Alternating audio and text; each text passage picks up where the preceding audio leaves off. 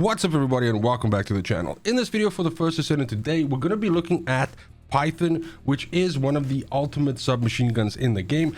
Now in many ways this is a opposite to the Thunder Cage, and in terms of where this submachine gun fits into the meta, I guess I only have two things to say, because usually people will be like, bro, rather just use the Thunder Cage or something like that. And that is absolutely true. The point is you should play with every gun that you want to in this game. And if you don't consider yourself with things like the meta, then just don't care about that and just roll whatever you want. So if you want to use a submachine gun, which by the way, I think is a fantastic weapons type in this game, but you don't want to use Thunder Cage, then Python is a really good alternative, because instead of building it crit, you build it weak, which means it can be really good and pretty much a buzzsaw when it comes to taking down yellow bar enemies. My favorite time to run Python is when I am doing mobbing based content, because this can easily clean up any enemies that aren't dying to your skills. I especially like running it on Freyna because it's kind of like in a way built for her. But nonetheless, I think the point that you should walk away from here is, yes, this weapon is not currently considered what we would call the meta, and certainly is not as good at mobbing as like Thunder Cage or something like that, but it's still a damn fine weapon and super fun to use. Plus the audio of shooting it is just fucking really sick. So love it. Anyway, first things first, let's go ahead and jump into the unique ability. Now Python's unique ability is also, I would say, relatively straightforward. It's not too flashy, but the main point here is that when you hit an enemy's weak point, and that's really the point of this gun really, is you want to be hitting weak points. So of course, if you're using this on like void intercept bosses, which I don't know, I mean, I think there's better options for this, but sure, go ahead and do that. Then you should be hitting, of course, their weak points on the plates and all of that stuff. And then if you're fighting against just normal rank and file enemies, then of course their weak points are their heads. So you should be clipping those headshots. Now, when you do hit a weak point, you inflict a debuff essentially on the enemy called Prey. What this has is a 2-second duration, and it can actually stack up to 28 times.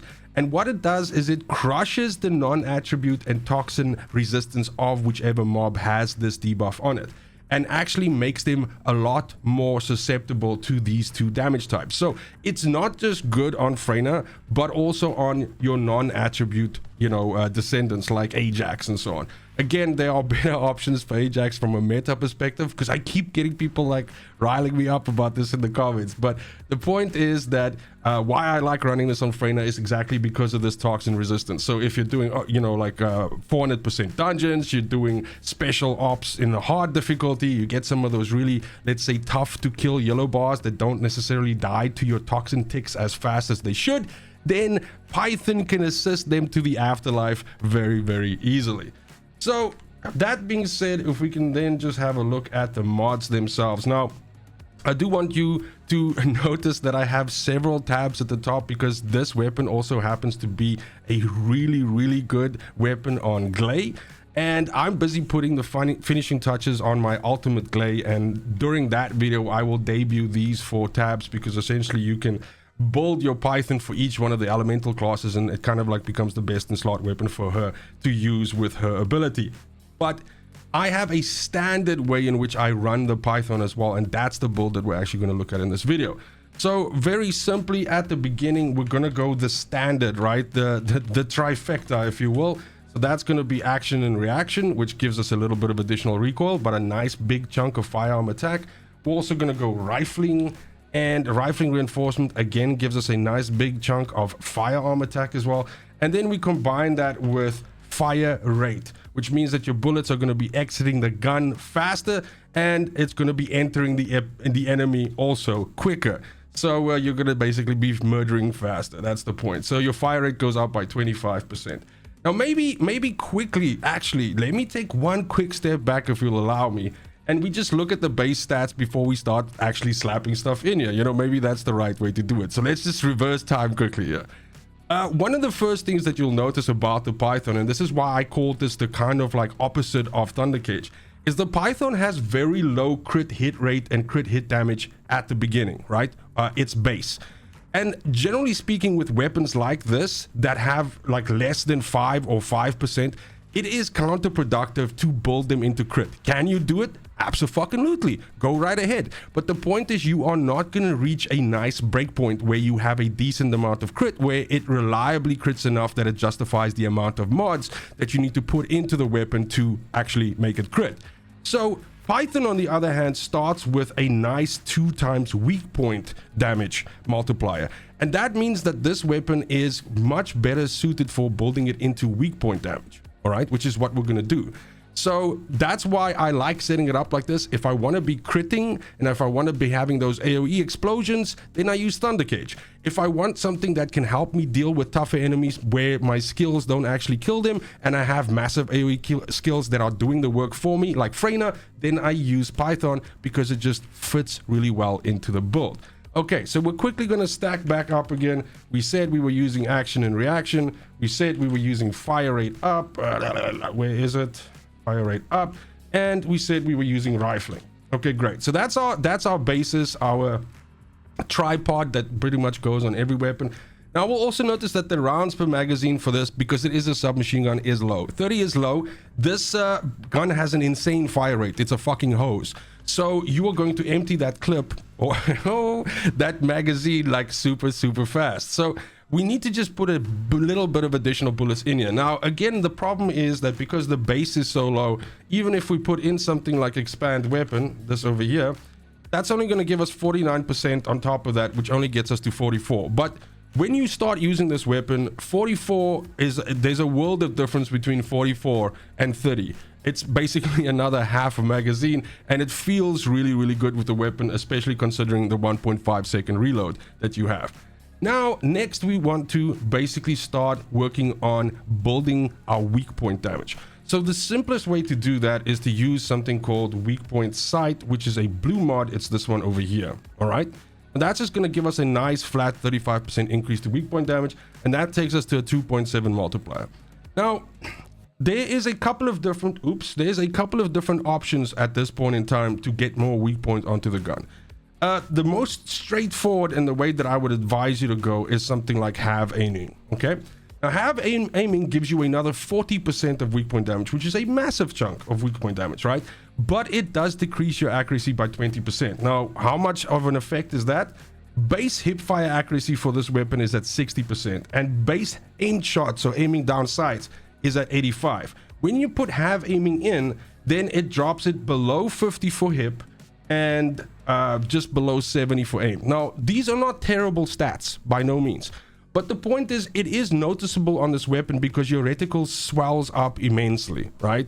And the problem is that you are trying to be accurate because you're trying to hit weak points. So, and you're trying to hit heads, and heads can sometimes be small on these enemies, especially if you're zooming around the room and you're basically shooting off the hip. So I like to run a mod that just brings me some of that accuracy back. Now, you don't have to do this. And if that's not something that, you know, irritates you or is a problem for you, then you can consider this to be a flex slot and you could put anything else in here. But I throw Hawkeye in there. Hawkeye is going to give us 45% accuracy, so it's actually going to crush the 20% loss that we have there and give us another 25% on top.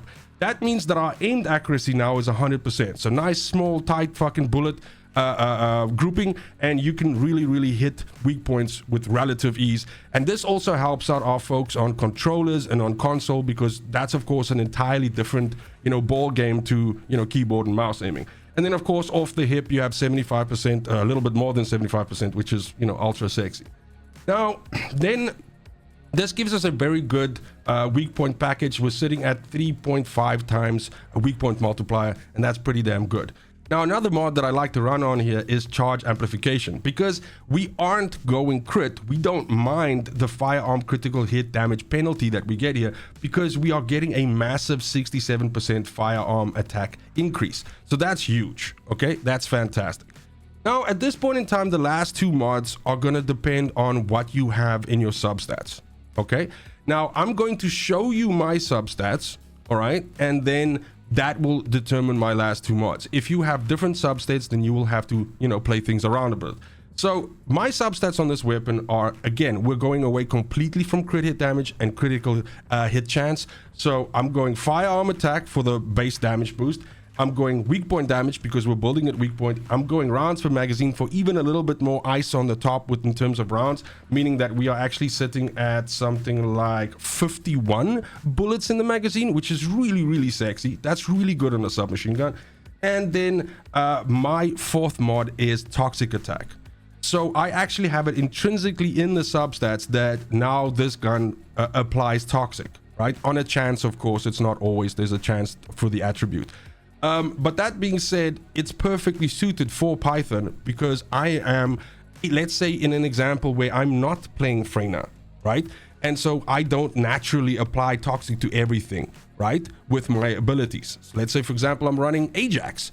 The point is this gives you another way to get toxic onto the enemies and then benefit from that, you know, resistance loss. Ajax is maybe like a terrible choice because you get the non-attribute boost already. So let me rather than say, I don't know, fucking Lepic, right? I don't run this on Lepic, but if you wanted to, then the point is that you would have another way to put toxic onto the enemies, right? With the substat. So because of that fact, because I have toxic as a substat on there, it allows me to use the following two mods. So first one being poison priority. Poison priority says toxic attack plus 50%. Okay, so that enhances that attack that I have on the substats there. And my reload time modifier is now unfortunately taking a hit. So we are going to go from a snappy, I believe it was 1.5 second reload to a 1.95 second reload, which is not great. 2 seconds start feeling a little bit stinky, especially on submachine guns, but the damage is so good that it kind of like makes it worth it. Plus you can always still like reload cancel and things like that, even though reload canceling around 2 seconds is kind of iffy in any case. But I mean, this is just kind of like a sacrifice we have to make. And then last but not least, we can also use something like this, toxic conductor. The toxic conductor says when attacking enemies inflicted with poison, firearm attack plus 26%. So that poison is going to come from one or two places. In the case of me playing with Freyna, they're going to have poison on them, especially if they're still alive, and then I'm going to finish them off with the weapon, or it's going to be applied by my substat, and it's basically going to be on there. So that's pretty much the whole thing. Like I said, I want to share these other tabs with you, but I'm not quite there yet. I need to do, I think, 4 more catalyzations, and then we're good to go. But look for that to be accompanied with the ultimate clay build, which should also land sometime in next week. I would say early in the week if everything works out according to plan. But that's the build. I hope you enjoy the Python. I think it's fucking sexy. It's a good weapon. I like the new skin that they put on it now, which you get in the battle pass. So it's nice that we're starting to see skins for ultimate weapons. I can't wait to see some of the other ones. I still need to figure out nice coloring that I'm going to put on it. It's obviously going to be white and black. I mean, I know how I color my weapons. But that's it. I hope you guys enjoy the thing. Thanks for all the support on the videos. Much appreciated. And as always, fucking cheers.